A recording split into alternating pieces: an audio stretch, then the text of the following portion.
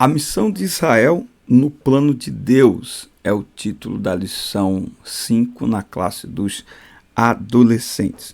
O texto aqui, a mensagem desta lição, desta revista, está em Gálatas 3:14.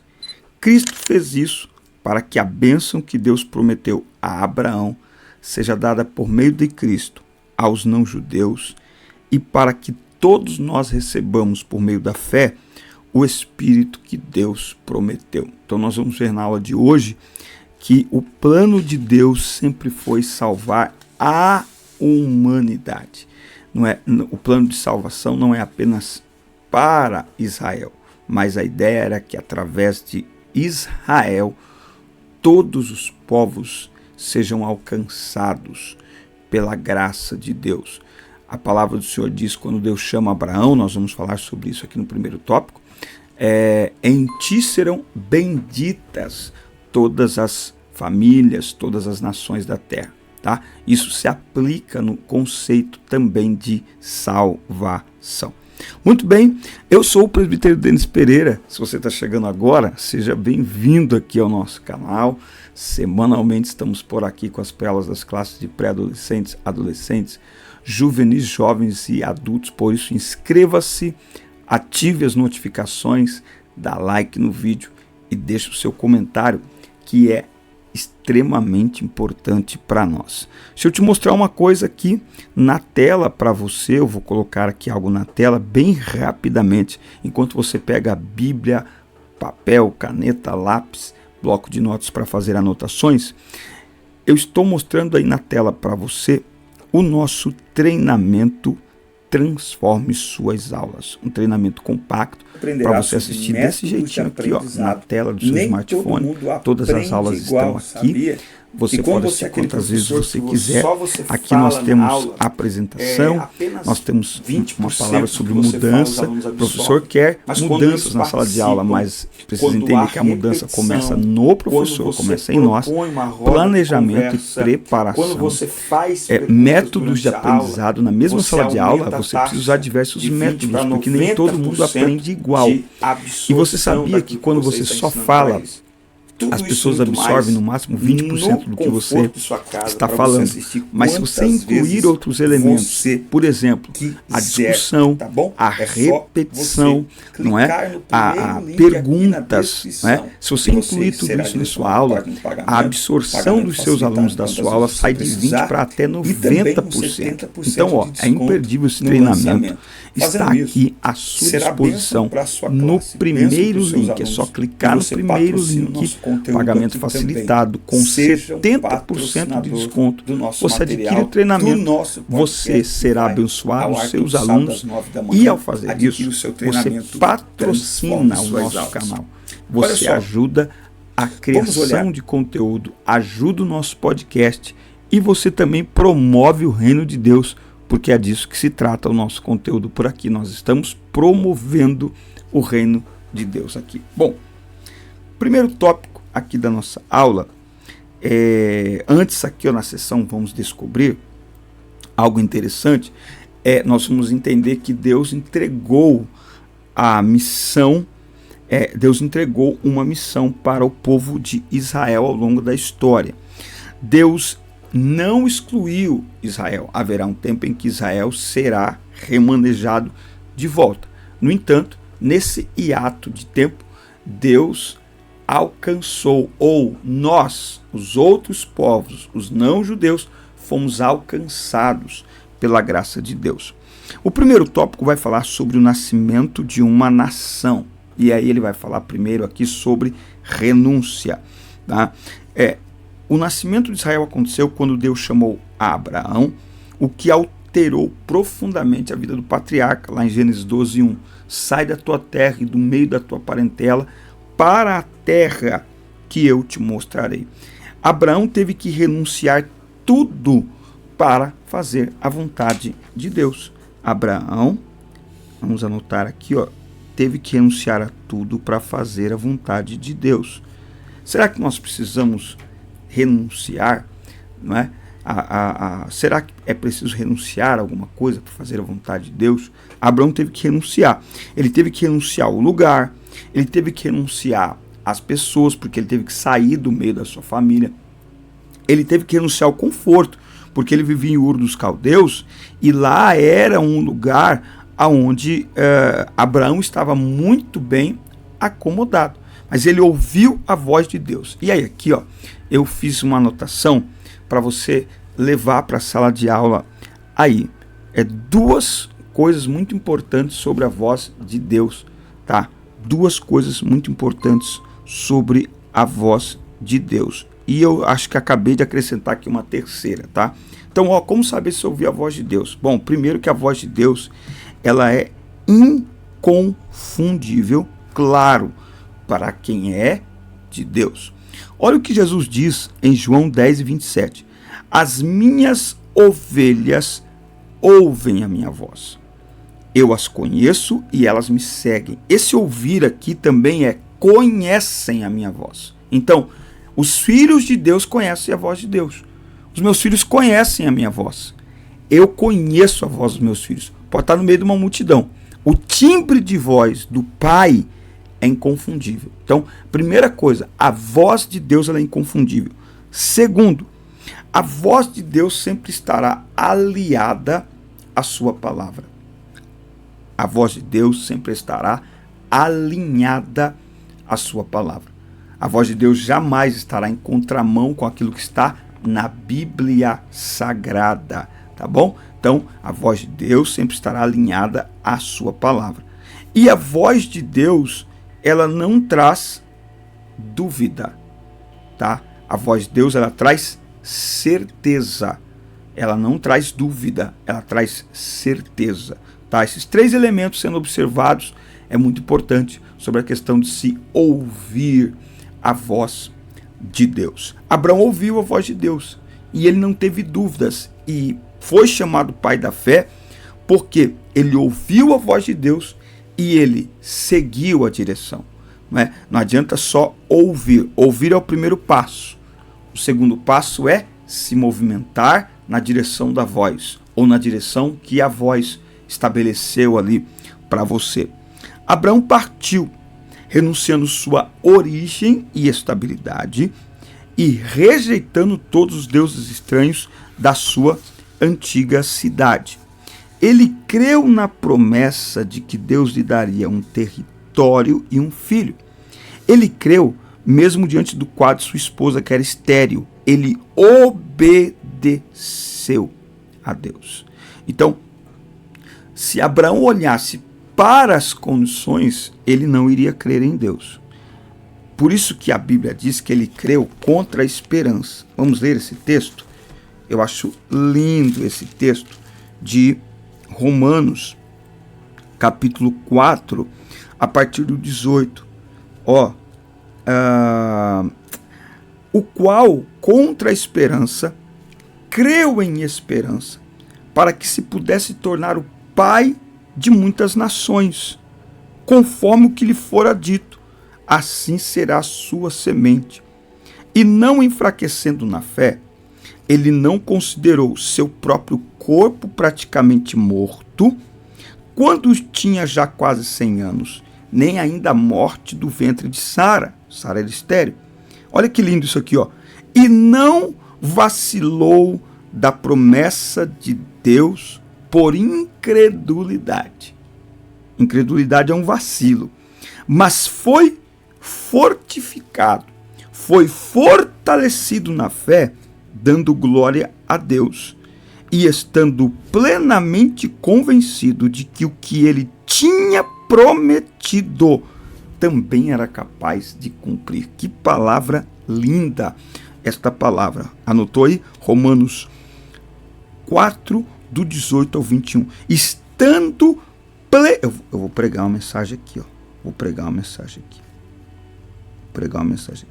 Estando plenamente convencido de que o que ele tinha prometido também era capaz de cumprir. Então, Deus é poderoso para prometer e poderoso para cumprir. Abraão entendeu que promessa e cumprimento, quando Deus fala, caminham juntos. Abraão entendeu isso. Essas duas coisas, elas caminham juntas. não é? Então, Abraão creu. Abraão creu. Abraão creu. Ele creu e obedeceu. Não é? Quantas pessoas até compreendem a vontade de Deus, recebem uma promessa de Deus, mas não obedecem. A falta de obediência e de fidelidade pode levar pessoas que foram escolhidas por Deus a perderem as bênçãos do Senhor. Anotou aí? A falta de obediência e de fidelidade podem levar pessoas que foram escolhidas por Deus a perderem as bênçãos do Senhor.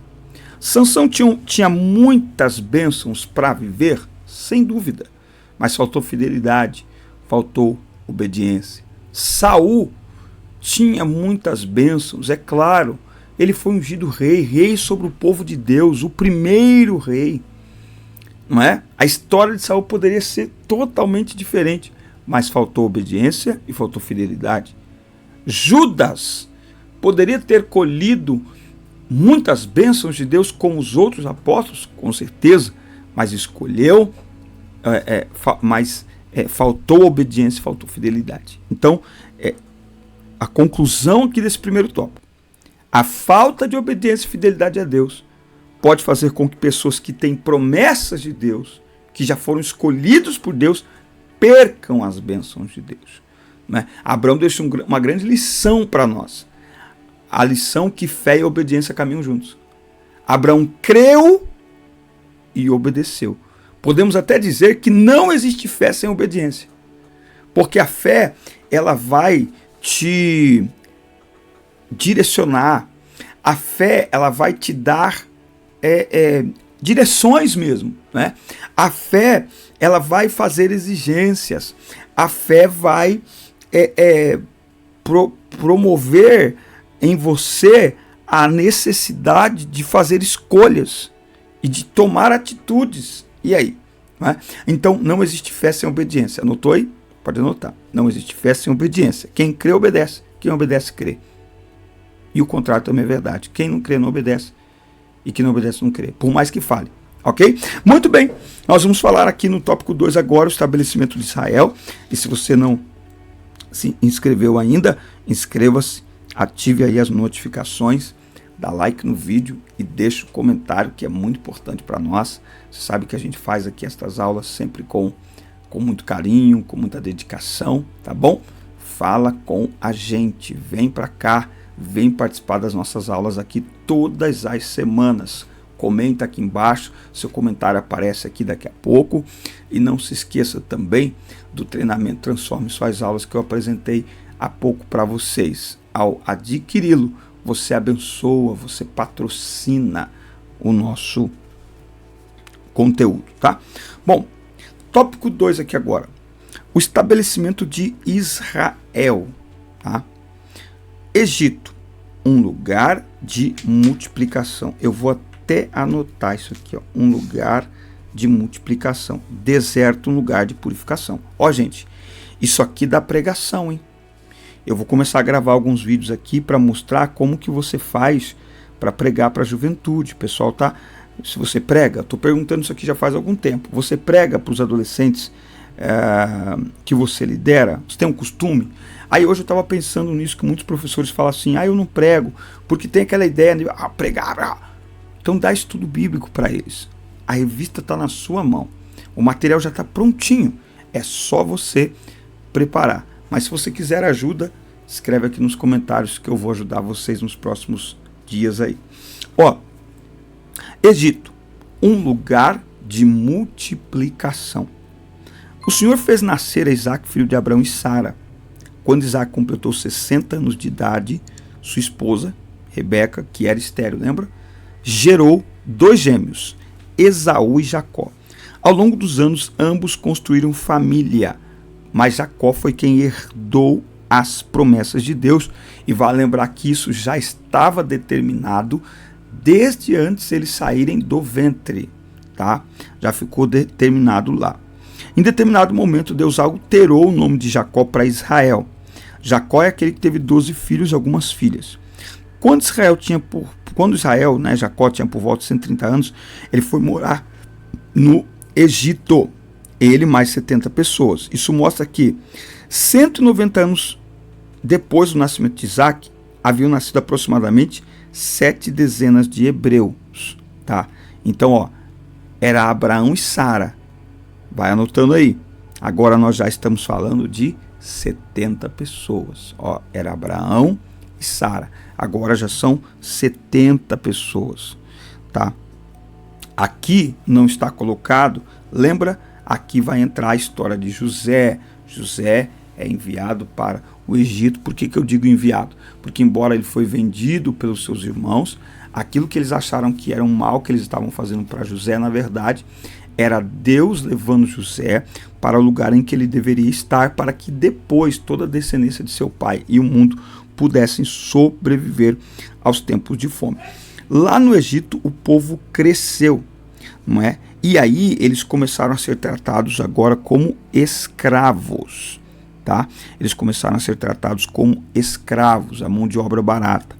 A multiplicação foi muito grande, pois na época do Êxodo já existiam milhões de hebreus, tá? Então, eles entraram no Egito, cerca de 70 pessoas. Quando eles saem do Egito, são 600 mil homens de pé, tá? Fora mulheres, fora crianças, fora idosos, tá? 600 mil homens em idade de batalha.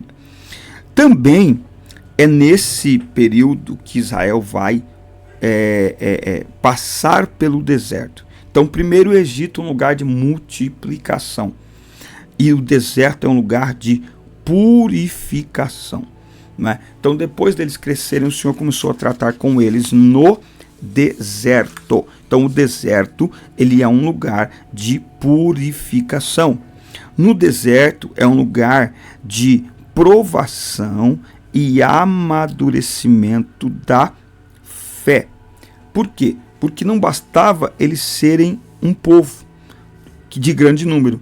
Eles precisavam aprender a ser fiéis ao Senhor, a confiar no Senhor, né? Eles precisavam aprender isso como nação, a serem fiéis ao Senhor. Então, o deserto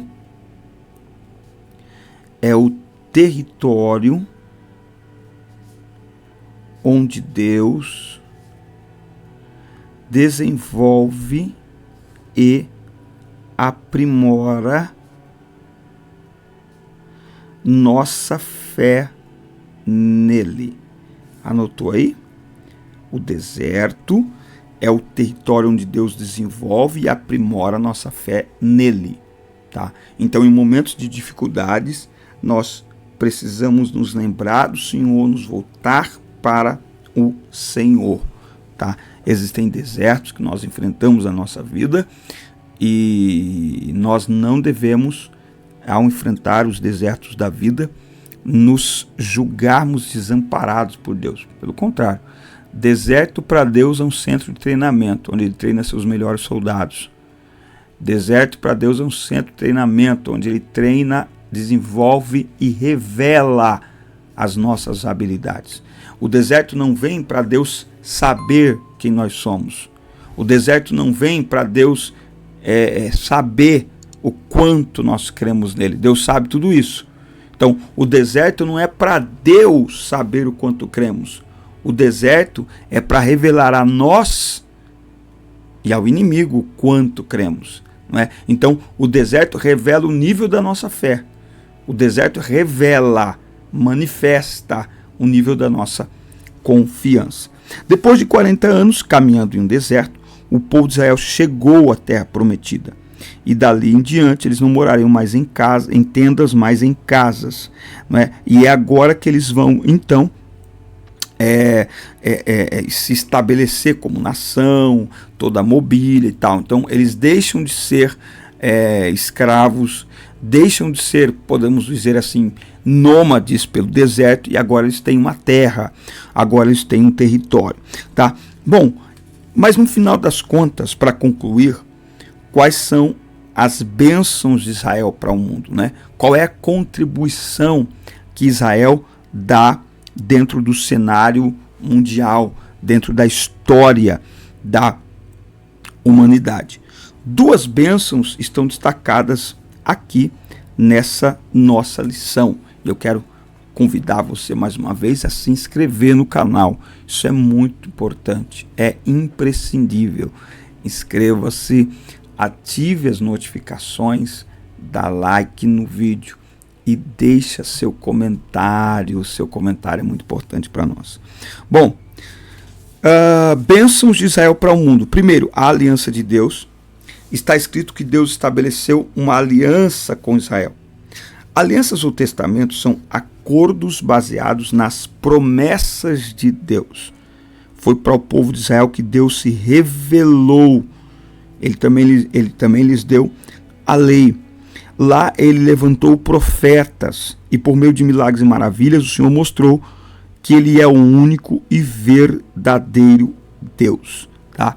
Então não dá para a gente falar que Deus é um Deus de aliança sem olhar para a história de Israel e para a aliança que Deus fez com Abraão e através de Abraão fez com todo o seu povo. Então, a primeira bênção de Israel para o mundo é essa aliança de Deus com a humanidade, que acima de tudo é uma aliança de graça, é uma aliança de misericórdia, é uma aliança de salvação. E a Bíblia também lista os antepassados de Jesus e destaca que o Senhor era descendente de Davi. Tá? A linhagem hebraica, portanto, foi o fio condutor que trouxe uma grande luz ao mundo, Jesus Cristo, o Salvador da humanidade. Assim, Deus cumpriu o que prometeu a Abraão quando disse que, por intermédio de sua descendência, todos os povos da terra seriam abençoados. Tá? Então, quando nós analisamos esta lição e esse contexto, nós vamos entender que bênção de Deus aqui está apontando para a salvação, está apontando para a eternidade. Não está apontando minimamente, unicamente, para questões desta terra, para coisas materiais. Isso faz parte. No entanto, esta lição e estes textos apontam para a eternidade. Então, em ti serão benditas, abençoadas. Qual a maior bênção que o ser humano necessita? A salvação de sua alma. E através de Israel, nós recebemos, enquanto humanidade, o Cristo, o descendente de Davi, o Cristo que trouxe salvação e graça para todas as nações, inclusive para Israel, para todos os povos, raças, tribos e línguas. Então, a gente conclui aqui, o povo de Israel foi um povo escolhido por Deus. Deus sempre foi fiel à sua aliança com Israel, mesmo quando Israel não se mostrou fiel a Deus, tá? Então, a promessa de Deus com a nação de Israel continua em pé. Com a nação, ok? Não é que haverá um dia em que todos os judeus obrigatoriamente vão crer em Jesus Cristo. Não. Mas a promessa de Deus para a nação, para aquele povo, continua de pé, mesmo depois de tantos anos aí de incredulidade, tá bom? Mas esta é a vontade de Deus, a salvação de todos os povos, e Israel faz parte deste cenário também. Amém, meus amigos? Essa foi mais uma pré-aula aqui do nosso canal. Obrigado por nos acompanhar. Assista, curta, compartilhem, inscrevam-se no canal e até o nosso próximo encontro. Deus abençoe vocês. Até a próxima.